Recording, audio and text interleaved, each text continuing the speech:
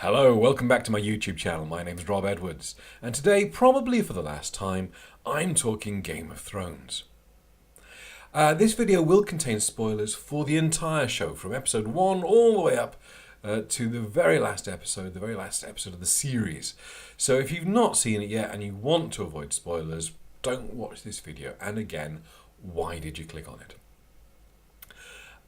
Today, I particularly want to have a look at the leadership styles of the people who had the opportunity to sit on the Iron Throne, or what was left of it by the end, and to talk about who I think should have made it to that exalted high position. But before I talk about the runners and riders of Season 8, I just want to briefly talk about those who came before, the fallen, the people who either tried for the throne, tried for power at least, and where they ended up. And we're going to start with a very quick mention of the Mad King himself, Aerys Targaryen, who had an all-inclusive policy. His policy, say what you like about it, it was at least something which was very much equal opportunities. It was small folk and high folk, men, women, everybody was included, because he wanted to burn them all. And, say what you like about that, that is at least fair. I mean, not brilliant. And it was probably best for Westeros that he went away. But I have to say the kings that followed him didn't really raise the bar very high. I mean, okay, Robert Baratheon, who followed him directly, didn't go around burning people. But he didn't do much in the way of leading, not in the way of ruling either. He was content to let most of the day-to-day business of his kingdom be run by his small council, with only really sort of stepping in to mention that we should kill all Targaryens. So very much focusing on one group there. And I don't know whether you consider that to be profiling. Potentially that's not such a great look either. But even putting that aside, mostly Robert Baratheon was content to go hunting and run up the national debt by arranging expensive, grandiose tournaments and getting his armour fixed to get around his ever-increasing girth. So, it is a step. There's no denying it is a step up from Aerys, but still somewhat wanting. Disappointingly, he still remains something of a high point, because right after Robert Baratheon, of course, we have his son, Joffrey Baratheon. And he's another king, actually. Say what you like about Joffrey, he was another king who was very much about uniting the Seven Kingdoms, was very much about bringing people together in the general belief that it would be better if Joffrey was dead. And the Purple Wedding essentially was something that was a result for all concerned, apart from Joffrey himself and probably his mum, if she was really honest. Following on from Joffrey, we of course had his younger brother, Tommen. Now, Tommen is kind of unique in this particular part of the list, because his reign was marked mostly by attempts to give away any power he had. He tried to give away his power to his mum, he tried to give a portion of his power to Marjorie. Mostly, though, he succeeded in giving his power away to the High Sparrow, the religious zealot, who ended up exploding in the Sept. This, of course, resulted in Tommen jumping out of a window, and I think probably least said, soonest mended, let's move on. But I don't just want to talk about the kings who got to sit on the Iron Throne. I want to talk about those people who were seeking power, either kings in their own right, or the ambition was to be the power behind the throne, who are also now fallen. So we had Robb Stark. Robb Stark may have set out on a mission of vengeance to get the Lannisters for what they did to his father, but he ended up as King of the North. He was a popular king and a successful general. If he hadn't made the schoolboy error of marrying for love rather than political expediency, he might even have ended up on the Iron Throne, and it probably would have been a good result all round. But it wasn't to be. His opposite number, Tywin Lannister, of course, never sought the throne, was quite content to be the actual power in Westeros, being the hand of the king, and his ambition was met, and he was the consummate professional politician, and would have been pretty terrifying as a ruler, but was going to be a really efficient leader. But even that didn't save him from being shot on the toilet. We have a couple of other kings and potential kings. We have, of course, Mance Rayder, king beyond the wall, another popular king, another successful king. But when he brought his people south, because it was the right thing to do because of what the Night King was doing, more on him later, even not aspiring to the Iron Throne didn't save him from getting the chop. And finally in this category, a brief mention of Stannis Baratheon. He was another great military leader, not a popular man, but a religious man, supported by the Lord of Light and his religion, and could have been more successful, but for two fatal flaws, really. First, not understanding how winters work was something of a problem for him. And secondly, not quite getting the idea that burning his own daughter at the stake was not going to win him the popular vote. So, a lot of runners and riders fell before we got to Season 8. Let's have a look at who went into Season 8 with a potential for ruling the entire Westeros in one way or another. The first of the potential kings that I want to talk about in the Season 8 category is the Night King.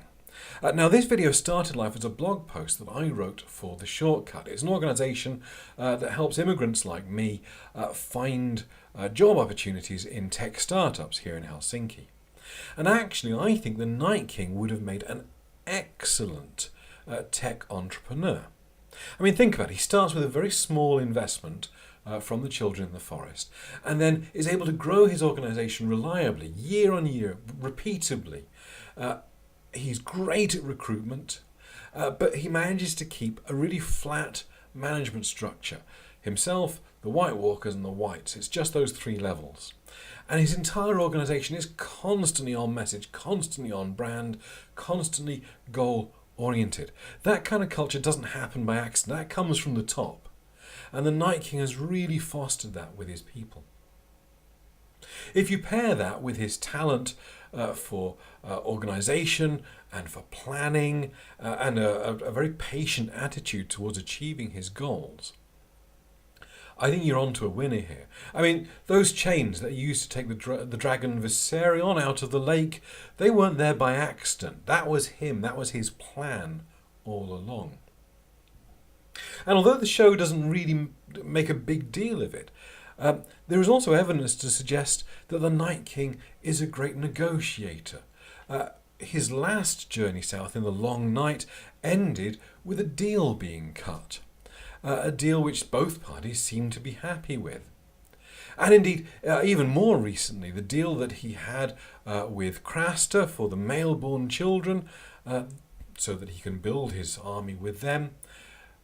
Again, kind of icky, kind of weird, but worked for both sides. A compromise that I think really illustrates what a great potential as a leader the Night King has. If you put aside the whole undead wanting to destroy all of life and memory of all of mankind throughout the entirety of Westeros, I think Westeros could actually do a lot worse than choosing the Night King as their ruler. Let's kind of go the kind of opposite end of that and talk about Gendry. Because, depending on your take and your look at the line of succession for Westeros, as a son of Robert Baratheon, recognised officially by Daenerys, I mean, quite how much you let her opinion stick, but, really are now officially recognised as a highborn, he does have a strong claim to the throne, depending on how you are looking at the laws of succession.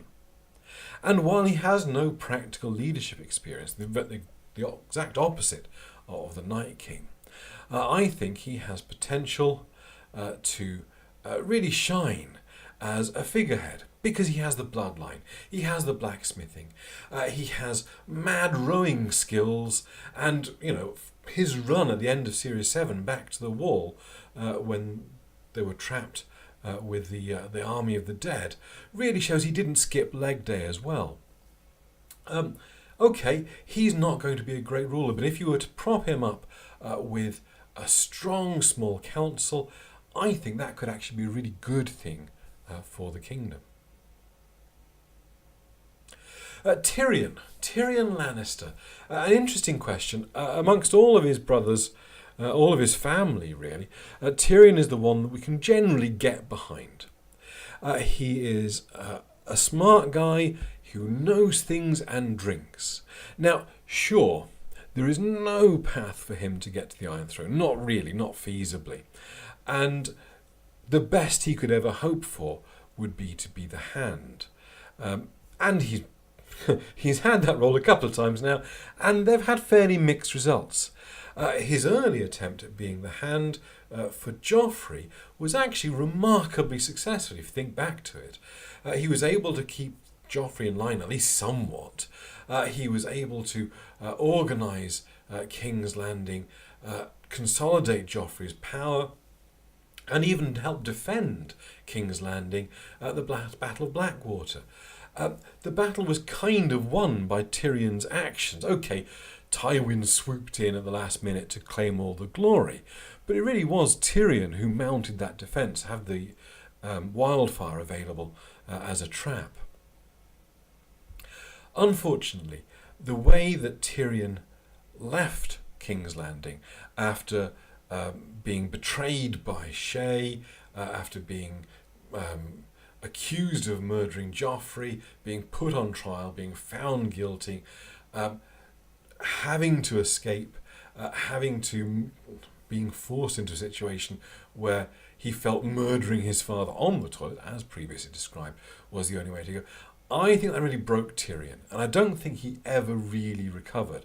The Tyrion that we see after that moment is very much a broken Tyrion, and he really needs to look at and address those things. The Tyrion that we see after that makes a lot more mistakes, is a lot less confident, a lot more keen to let others make the eventual decisions and let them implement the policies.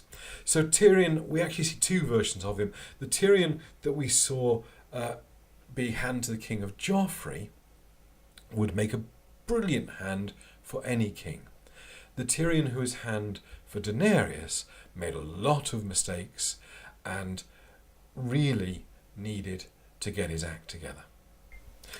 Euron Greyjoy. Look, I'm not happy I'm talking about him, you're not happy I'm talking about him, but we have to give him at least a moment's notice. His path to the Iron Throne would be marrying Cersei. He could get to the Iron Islands, I guess, but his only path to the Iron Throne, the whole game, is through marrying Cersei. But if he thinks that Cersei is going to give him one iota of her power, then he is sadly mistaken. Which probably means that Euron is planning some sort of accident for Cersei after their wedding, but I would be astonished if the reverse wasn't also true. Euron is not ever going to be the one to sit on the Iron Throne. The only reason I even mention him at all, really, is that the book Euron is very different from the show Euron. The book Euron has access to certain magics which make him a threat. I don't think, a serious contender, but definitely a threat. And it's not just scorpions on boats, really. He is a much less cartoonish buffoon in the books as well. A darker character, a sharper character, and more of a threat. But still not really a contender for the Iron Throne, so let's move on. I kind of want to pair him with Sansa Stark, because there's another character who the character that we know now on the show has moved on vastly from the character we know in the books. In the books, she is still being pushed from pillar to post. She's, been manipulated by Cersei, manipulated by Littlefinger. She has been betrothed to Joffrey and mistreated there. She's been wed to Tyrion. She's been rescued by Littlefinger and taken off to the Eyrie, and we're not really sure where her story is going from that in the books. In the show, however, she's had even more indignity lumped on her, being married to Ramsay Bolton and tortured in ways that I am not going to even raise here. Basically, any way that you can think of, Sansa has suffered it. But she has grown as a character, and the character of Sansa on the show is possibly one of the most interesting characters that we've got. She's one of the most strong characters that we have. She has been through hell, and I would not wish one part of that on anyone. But having gone through it, she has survived it, and she has come out of it as a strong ruler who is very confident in her own power, very confident in what she wants and what compromises she's willing to make, and also what she is willing to do to get to it. Sansa is a great leader, and although she's kind of doomed a little bit to fall in the shadow of her brothers, I think she makes a great Lady of Winterfell, and I am delighted that her end point in the show, as it should be, is Queen of the North as a separate kingdom from the 6 kingdoms now. Let's talk Cersei Lannister, a fascinating character in the show with a magnificent performance. I love Cersei Lannister, but I love her because she is the quintessential villain of the show. Forget the last minute turns by certain characters. Cersei is where it's at. Her rise to power is marked by her exercising her ambition and choosing her moments. But the problem for Cersei is always that as she grabs for power, there is always a cost, and she always ends up paying it. As I say, sometimes we really empathise with her. Her strength is her understanding of people and her way of manipulating them, and be that the most vain and greedy, like Janos Slynt in season 1, to the most, is Ned pure of heart? But the most noble, upright, honourable characters like Ned Stark in season 1. She played them both. She played them both against each other and got exactly what she wanted from it. She inherited her father's cunning, but not necessarily her father's restraint. And again, so much of the problems that Cersei suffered were self-inflicted. If she hadn't set the High Sparrow on Margaery Tyrell, the High Sparrow would never have risen to the power level where he was then able to use that power against Cersei herself. She would never have had to do the walk of shame if she hadn't tried to use the Sparrow against Margaery. Her quintessential moment in the entire season has got to be the destruction of the Sept and the destruction of the High Sparrow and Margaery Tyrell and so many innocents in one bold, amazing political move. She takes out all of her enemies in one go, all of her made enemies in King's Landing anyway.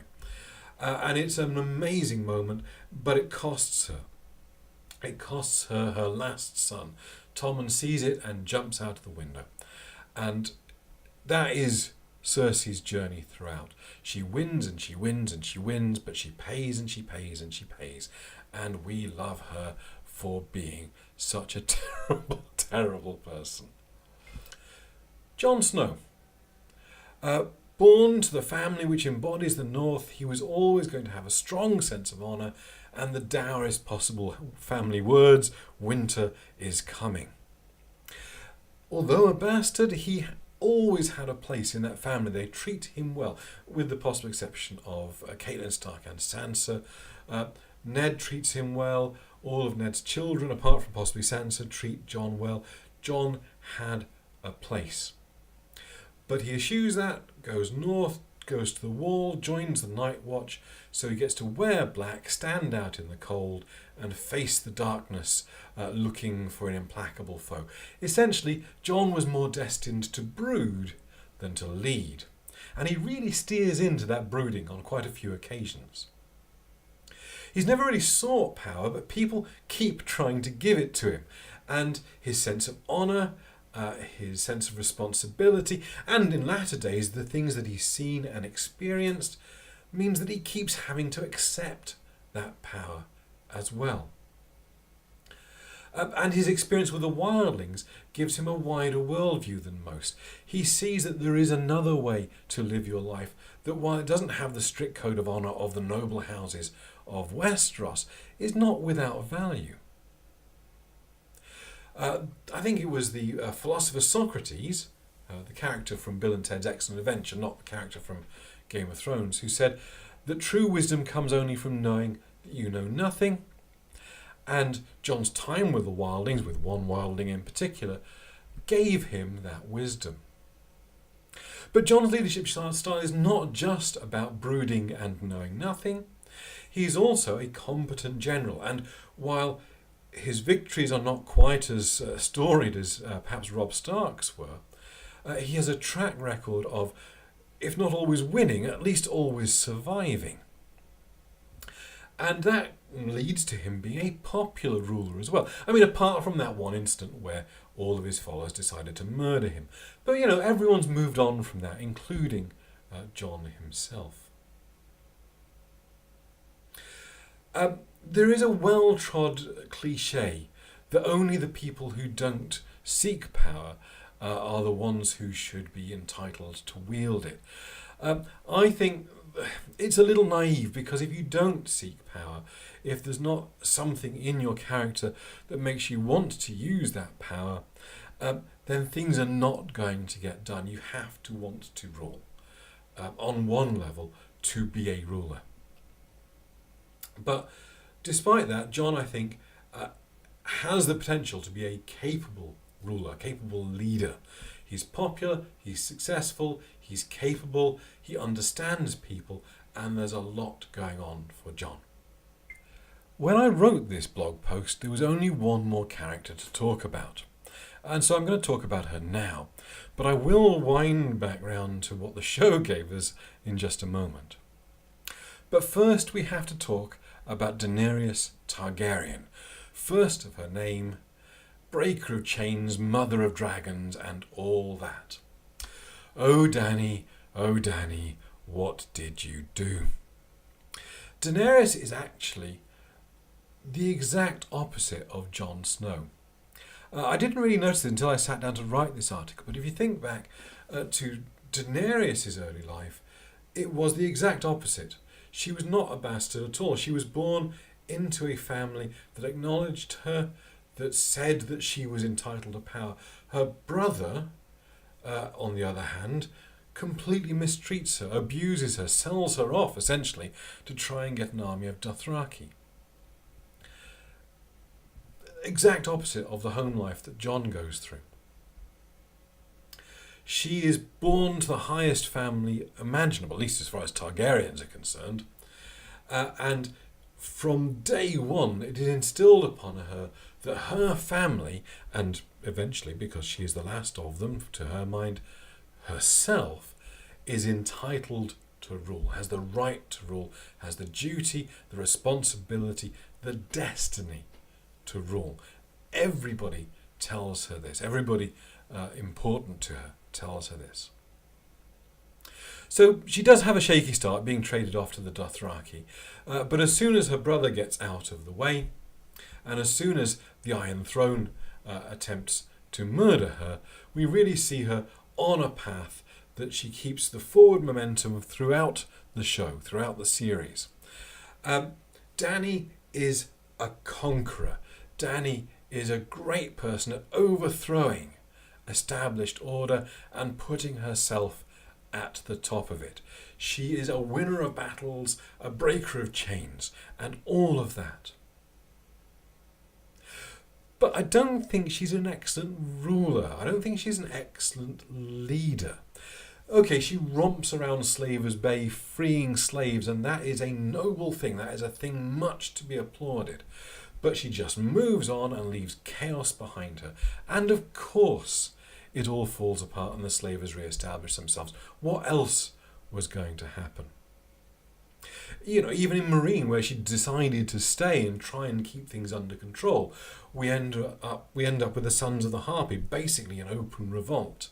And despite everybody telling her that one way to alleviate the tension will be to open up the fighting pits, Dany is intent upon bringing her worldview, her philosophy, to the cultures that she is now ruling over, says no, and things just spiral out of control. Daenerys in Marine shows you what a ruler Daenerys is, and she is not good at it. Her one solution, Dragonfire. That is her solution to everything. We see it again when she comes actually to Westeros. When she gets on the ships, comes over to Westeros, she puts fire on Lannisters, their armies, the Tarlys, the undead, Varys. Dragonfire is her go-to solution to every problem that she can't establish another way around. And so we shouldn't really be surprised at all that what she does with the problem of King's Landing is to burn it. Now, I'm not sure that necessarily the show sold us on that point. I don't know that the show gave us everything we needed to really believe that in the moment. Although I think it fixed a little bit of that with the final episode, and we came back and re-examined her motives and her attitudes for that in her conversation in the throne room with Jon. But this, the signs of her character are there. Throughout the show, a lot of foreshadowing. Not possibly enough development, but a lot of foreshadowing. At the end of the day, Daenerys is fierce, intelligent, brave, dedicated, a saviour to many, a rightful ruler to some, and a very powerful conqueror. An actually brilliant character, but not a great leader. And when I wrote this article, that's where I ended, essentially. And I didn't actually mention the character of Brandon Stark at all. And that is because Brandon Stark is a non-character in the show. I think I said in my review of the finale that when Tyrion said, "Who has a better story than Bran the Broken?" almost everybody. Bran, I'm afraid, I'm sorry, but is one of the least interesting characters in the show, despite him having all these rather nebulous superpowers. So what do I think of Bran as king? Well, in fact, the king that I think he's closest to in my rundown of the Season 8 contenders may actually be Gendry. Because I don't think Bran has much interest in ruling at all. I think Bran is largely going to be quite happy to hand over most of the actual ruling to his small council and end up something of a figurehead. And if his small council is well chosen, I think that could actually be an extremely good thing. I'm not happy with Bran being the one chosen, but having him be there could be a good thing for Westeros in the long run. There we go. That is probably my most epic video ever. If you enjoyed it, please do give it a like. I'd love to hear your comments down below. Who do you think are the best leaders in Game of Thrones? Who do you think should have been on the Iron Throne? Tell me in the comments down below. If you aren't subscribed already and you're watching this, brilliant. Hello, welcome. That was unexpected. Please do consider subscribing. I'm up to 30 subscribers now. I'm really happy with that, but I'd love to push it onwards. Maybe by the end of the year I can get to 50. That would be really cool. In the meantime, if you like what you see and you want to see more about Game of Thrones, check out my reviews over here. And if you want to find out about me as a writer, click the box over there. Thanks for watching. Cheers.